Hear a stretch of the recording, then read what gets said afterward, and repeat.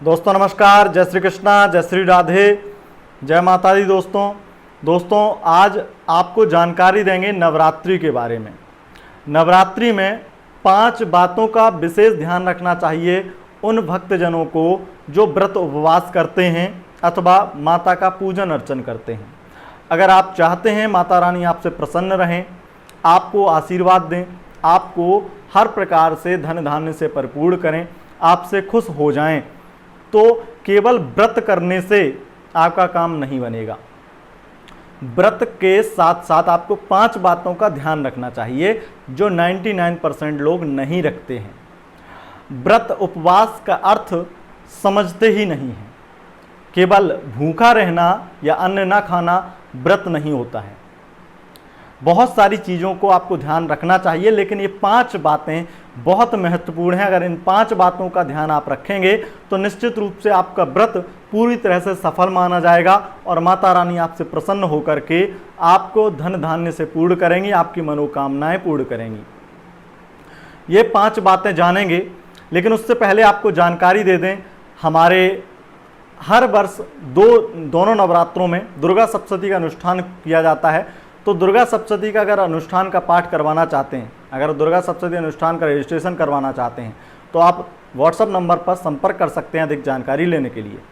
चलिए अब बात करते हैं ये 5 बातों के बारे में। सबसे पहले जो आपको करना है, पहली बात पर जो ध्यान रखना है, जो भी लोग व्रत करते हैं उनको, विशेष व्रत करते हैं, पूजन अर्चन करते हैं, जो भी करते हैं, सबसे पहले ध्यान रखना है तामसिक चीज़ों का त्याग करना है।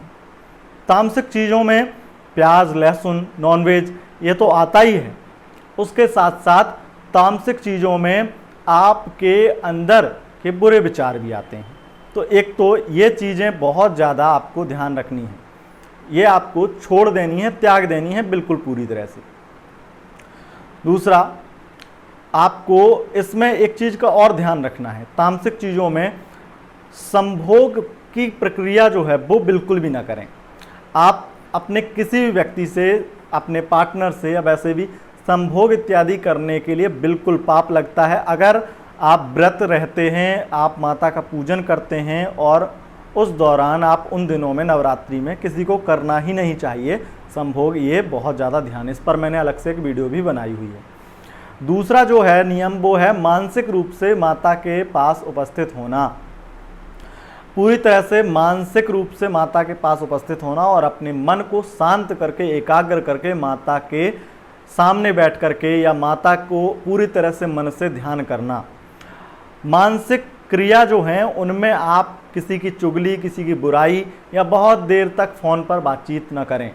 किसी के साथ में घंटों बातचीत करके किसी की बुराई कर रहे हैं, किसी की कुछ कर रहे हैं और ऐसे आप अपना समय व्यतीत कर रहे हैं। नवरात्रि के दिन ऐसे ही कई लोग या ज़्यादातर लोग ऐसे ही निकालते हैं कि नवरात्रि में वो घंटों फ़ोन पर बतिया रहे हैं और उस समय को व्यर्थ कर रहे हैं, बर्बाद कर रहे हैं और कहने को वो व्रत है, उपवास है उनका। तो इसलिए अगर आपका व्रत, उपवास या पूजन करते हैं तो मानसिक रूप से आपको इस चीज़ का ध्यान रखना है कि फ़ोन पर आपको घंटों बात नहीं करनी है, और घंटों बात आप करेंगे तो निश्चित रूप से आप किसी न किसी की बुराई करने ही लगेंगे।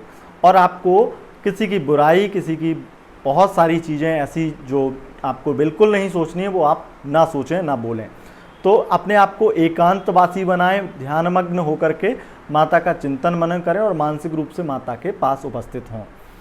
तीसरा आपको नियम फॉलो करना होता है, जो व्रत उपवास करते हैं उन्हें बहुत ज़्यादा ध्यान रखना है। माता रानी इससे प्रसन्न होती हैं कि आपको एक सादा आदमी बन के, सादा व्यक्ति बन के अपने ध्यानमग्न होकर के पूजन अर्चन करना चाहिए।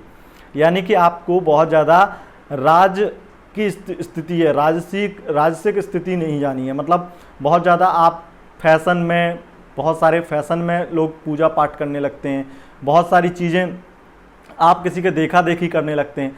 जब तक आपकी इच्छा नहीं हो रही है कि आप व्रत कर सकते हैं, आपकी श्रद्धा नहीं हो रही है, तब तक आप व्रत करने का बिल्कुल भी निश्चय ना करें। और दूसरा, आपको राजसिक चीज़ों में जो एक ठाट बाट से आप व्रत करते हैं, बहुत सारे लोग बहुत दिखावा करते हैं, तो व्रत का दिखावा ना करें, ये बहुत ज़्यादा ध्यान रखने योग्य बात है। अगर आप बहुत सारी चीज़ों में, क्योंकि क्या कहा जाता है कि पाप अगर आप किसी को बता दें तो वो पाप का भाग बट जाता है। ऐसे ही अगर आप पुण्य भी बताते हैं अपने, और बहुत ज़्यादा गुणगान करते हैं उसका, तो वो भी बट जाते हैं, तो आपको उसका कोई फल नहीं मिलता है। निश्चित रूप से आप उतने ज़्यादा श्रद्धावान होते नहीं हैं, तभी आप ऐसी चीज़ें दिखाते हैं। तो इस चीज़ का ध्यान रखना है।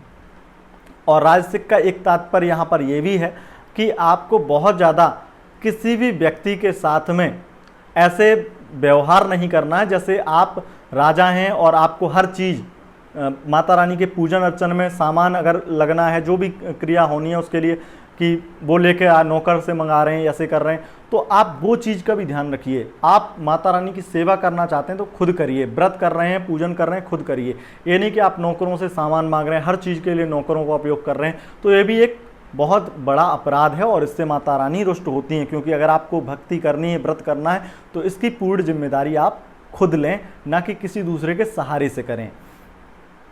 अब जो चौथा नियम है वो है जप का। जप, मनन, चिंतन, ध्यान ये बहुत ज़रूरी है। माता रानी के पास बैठ करके जप जरूर करें। और जप में आप माता रानी का नवाड़ मंत्र का जप कर सकते हैं। नवाड़ मंत्र नहीं तो आप माता रानी का कोई भी नाम जप कर सकते हैं। दुर्गा सप्तशती का पाठ अगर हिंदी में पढ़ना चाहें, हिंदी में पाठ कर सकते हैं। अगर आप कोई कथा इत्यादि करवा रहे हैं तो कथा सुन रहे हैं उस समय में, तो बहुत अच्छी बात है। कुछ लोग देवी भागवत महापुराण का पाठ करवाते हैं, तो अनेक चीज़ें लोग करवाते हैं और उसमें सुनना, मनन करना, चिंतन करना, ध्यान करना, जप करना ये अच्छा माना जाता है। तो ये जप की प्रक्रिया आपको करनी चाहिए, क्योंकि अपने आप को व्यस्त रखना है, तो अपने माता रानी की भक्ति में व्यस्त रखना है, तभी व्रत करना है। और अगर आप अपने कार्य, क्योंकि यहाँ पर जप में एक चीज़ और है, अगर आप कोई वर्किंग हैं, वहाँ पर व्रत हैं, आप ऑफिस में काम कर रहे हैं, तो अपनी जिम्मेदारी को निभा रहे हैं, वहाँ पे कोई दिक्कत नहीं। आप जिम्मेदारी को निभा रहे हैं, अपना काम कर रहे हैं, तो वो भी आपकी एक जिम्मेदारी, एक आपका कर्तव्य, आपका धर्म है, तो वहाँ पे आपका जप हो गया। मानसिक रूप से आप वहाँ पर प्रार्थना कर सकते हैं। तो ये तो चौथा नियम हो गया।